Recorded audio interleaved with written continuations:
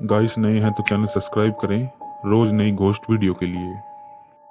दो दोस्त जय और रोहन गाड़ी में निकले। ऐसे ही घूमते घूमते शहर के बाहर एक छोटे से कस्बे में पहुंचे और इधर उधर कोई वाइन शॉप ढूंढने लगे। एक दुकान मिली, वहां से दोनों ने शराब खरीदी और गाड़ी में बैठने ही वाले थे जब दुकान वाले ने कहा, बाबू साहब यहाँ के तो नहीं लगते आप लोग, कहीं भी जाइएगा पुराने सिनेमा हॉल ना जाइएगा, कहते हैं भूतों का डेरा है वहाँ।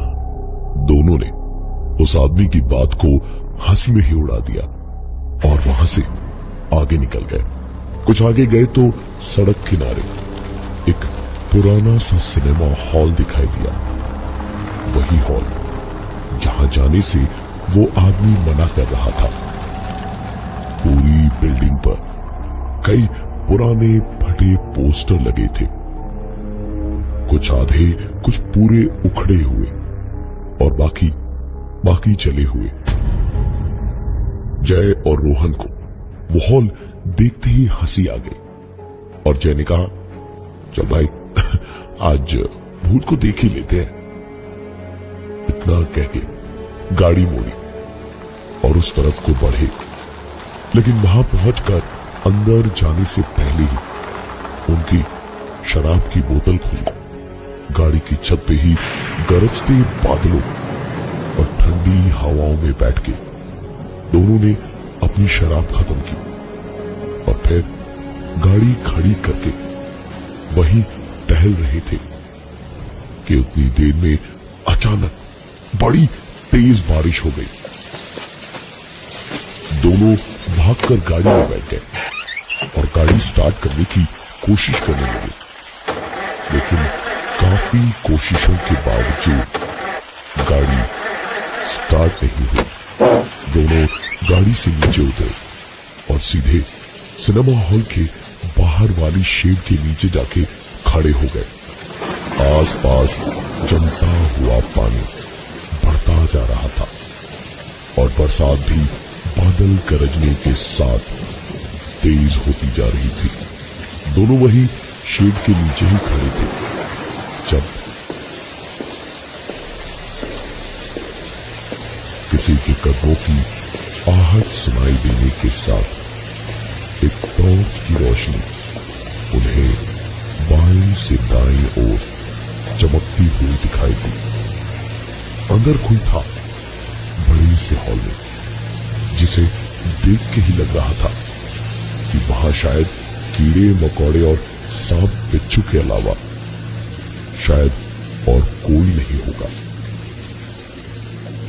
इस वक्त वहां किसी इंसान के होने की सोच से ही दोनों खुश हो गए कि शायद मदद लेकर गाड़ी ठीक हो जाए तो वहां से आगे निकल सके। दोनों जय और रोहन अंदर गए और उन दोनों की नजरें इधर उधर उम्मीद ढूंढने लगी, लेकिन कोई दिखाई नहीं दिया। और जैसे ही दोनों वापस पलटे, एक टॉर्च की रोशनी उन पर पड़ी और एक आवाज ने उस बड़े से हॉल में गूंजते हुए उनसे कहा, क्या हुआ साहेब, कौन दिक्कत है का? जय और रोहन खुशी खुशी पलटे कि अब शायद यहां से निकल पाएंगे। पलट के देखा, एक मोटे से कांच का चश्मा पहने, हल्की बढ़ी हुई सफेद दाढ़ी और एक मामूली सी शर्ट पैंट में पान चबाता एक आदमी वहां उनके सामने खड़ा था। रोहन ने उस आदमी से कहा, चाचा सुना है यहाँ भूत है, आप यहाँ क्या कर रहे हैं? उस आदमी ने हंसते हुए कहा, आज एक शो है और हम टिकट चेकर हैं यहाँ के, आप लोग तो भीग गए हैं, कुछ देर बैठिए, हम आते हैं 2 मिनट में। इतना कह के वो आदमी बाहर चला गया और जय और रोहन ने सोचा कि एक सिगरेट जला ली जाए। रोहन ने अपनी पॉकेट में हाथ डाला तो सिगरेट नहीं, एक गीला कागज का टुकड़ा मिला निकाल कर देखा तो उसी रात के शो का टिकट था, जो तकरीबन आधे घंटे में बस शुरू ही होने वाला था।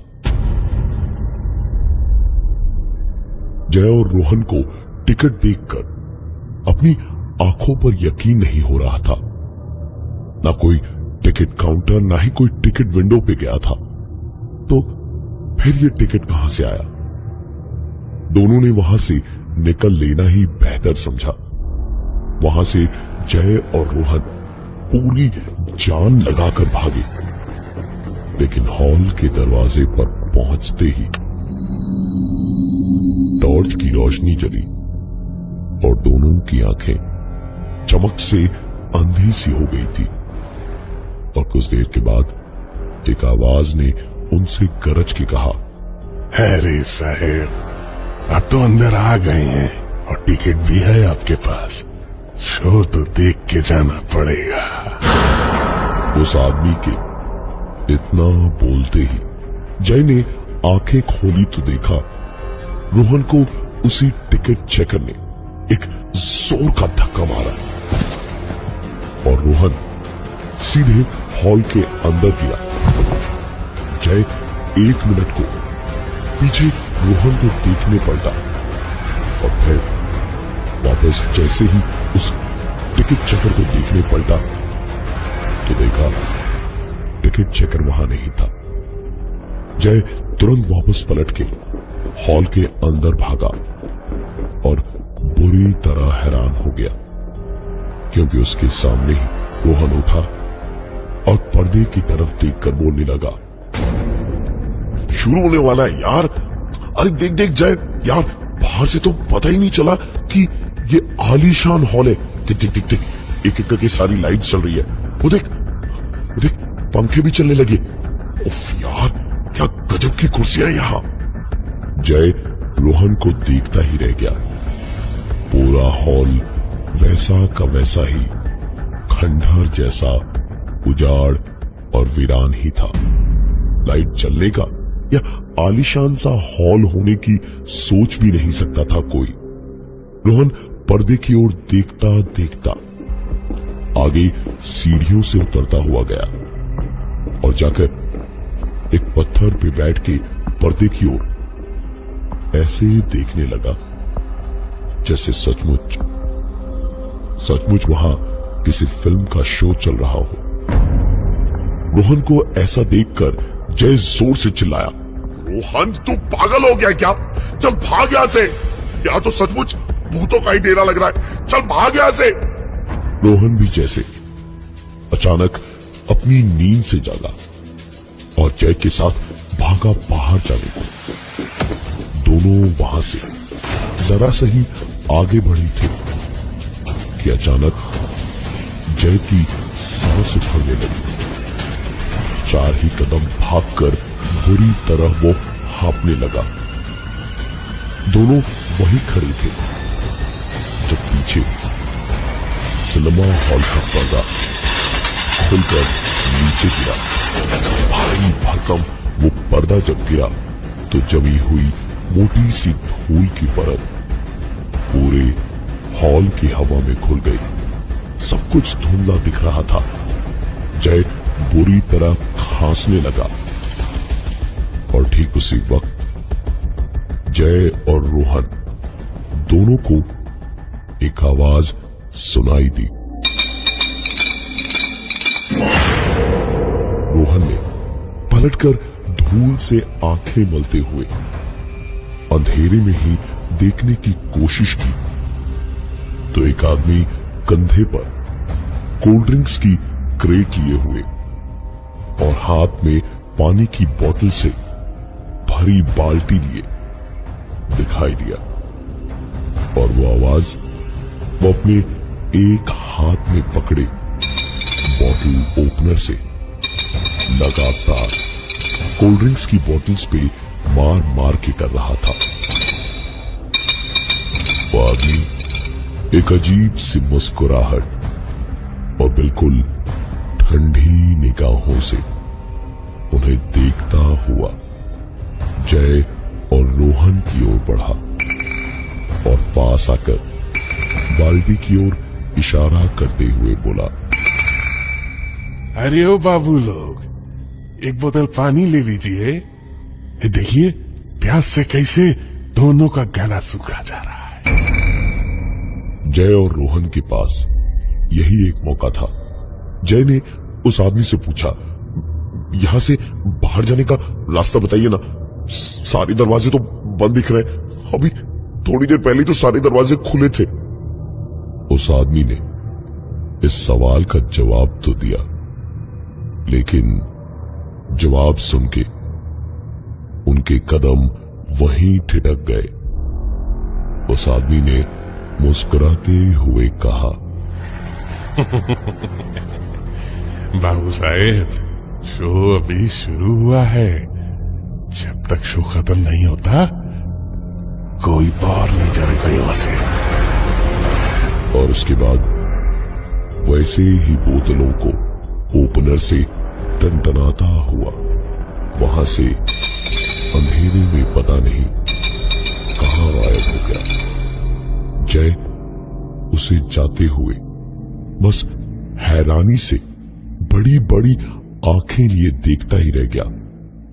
और तभी रोहन की आवाज आई, अरे वो दिख जाए, शो शुरू हो गया यार, देख देख देख, बैठ जा। किसी बच्चे को जैसे उसका मन चला खिलौना मिल गया हो।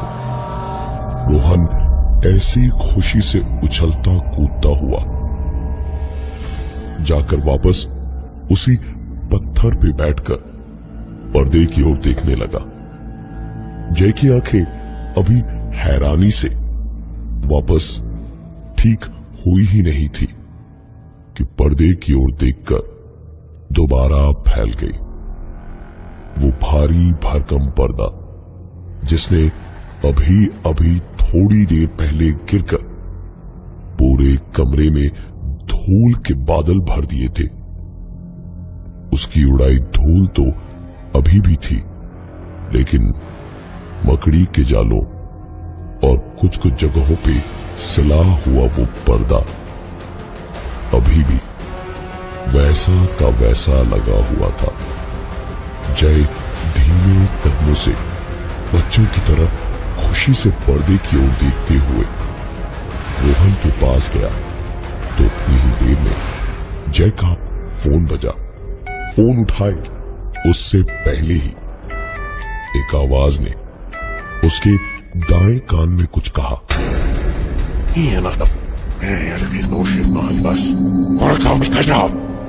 जय ने तुरंत इधर उधर देखा। पूरा खंडहर खाली पड़ा था। अंदर सिवाय जय और रोहन के दूसरा कोई नहीं था। जय इधर उधर देख ही रहा था जब इस बार आवाज बाएं कान में आई और अब की बार साफ समझ आया कि उसके कानों में क्या बोला जा रहा था। पता नहीं सब यहां पे शो देख रहे हैं, बाहर जाके बात करो। नजर घुमाकर अंधेरे में जय ने आंखों की पुतलियों पर जोर डाला तो पाया पूरा हॉल अंधेरे में डूबा था और वहां कोई नहीं था। अंधेरे में जहां पूरे हॉल में कोई नहीं था, वहां ऐसी एक आवाज और ऐसी एक बात सुनकर जय 2 कदम पीछे हड़बड़ाकर हटा तो लड़खड़ाकर गिर पड़ा, पर फिर तुरंत ही गिरता पड़ता किसी तरह वहां से बाहर निकला। उसका फोन अभी भी बजे जा रहा था और उठाया तो रोहन के पापा का फोन था, जो काफी देर से रोहन को फोन कर रहे थे, लेकिन वो फोन उठा ही नहीं रहा था। अंदर जाकर जय ने चिल्लाते हुए कहा, अरे तेरे पापा कब से फोन कर रहे हैं, तू फोन क्यों नहीं उठाता उनका? रोहन ने सारी जेबों में देखकर कहा, अरे यार लगता है भागादौड़ी में मेरा फोन कहीं गिर गया, छोड़ना, बैठना आराम से शो देखते यार। जय का सर इस वक्त गुस्से से दर्द कर रहा था। दांत पीसता हुआ वहां से निकला और रोहन के फोन पर फोन मिलाया। फोन के बहुत धीमे धीमे दूर कहीं से बजने की आवाज सुनाई देने लगी। उस आवाज का पीछा करता हुआ जय चलता गया और आवाज तेज होती गई, लेकिन फोन के पास पहुंचते ही जय के सामने रोहन की लाश पड़ी थी। फोन पास ही पड़ा था और रोहन की लाश की आंखें बड़ी बड़ी फैली हुई थी। ऐसा लग रहा था जैसे वो इतना डर गया था कि उसकी जान एक सांस में निकल गई थी। जय ने पास के दरवाजे से हॉल के अंदर नजर डाली तो सामने एक और रोहन बैठा पर्दे की ओर देखता हुआ सीटियां मार रहा था और बहुत खुश था। जय के लिए यकीन कर पाना नामुमकिन था इन सब पे। वो वहां से अंदर देखते देखते ही पीछे कदम बढ़ाने लगा। बरसात अभी भी हो रही थी। उसे किसी भी हाल में निकलना था वहां से। वो कदम पीछे बढ़ाता गया और अचानक ऐसा लगा जैसे कोई उसके पीछे खड़ा है। पीछे धीमे धीमे पलटा। टिकट चेकर उसके सामने खड़ा था और उससे कह रहा था, तुम भी एक शो देख लो, हमारा सिनेमा हॉल बंद नहीं होगा, हम सबकी नौकरियां बच जाएंगी। हम ना एक शो देख लो। 7 साल पहले की बात है, शहर में बड़े बड़े महंगे सिनेमा हॉल खुले, सब लोग वहां जाने लगे। रील मिलना मुश्किल होने लगा, महंगाई बढ़ गई। हम छोटी सी जगह के मामूली लोग, मेरा ये सिनेमा हॉल सारी जिंदगी की जमा पूंजी इसी में लगा दी थी। पर्दे, कुर्सियां सब बदल डाला, लेकिन फिर भी बर्बाद हो गया और कर्ज में डूब गया। एक रात मैंने जिंदगी से हार के बीवी बच्चों को मार दिया और खुद यहां आके आग लगा दी और हमेशा के लिए भूख, प्यास और जरूरतों से आजाद हो गया। जय वहां से पूरी जान लगा के बाहर गेट की ओर भागा और सीधे गेट से बाहर निकलकर ही रुका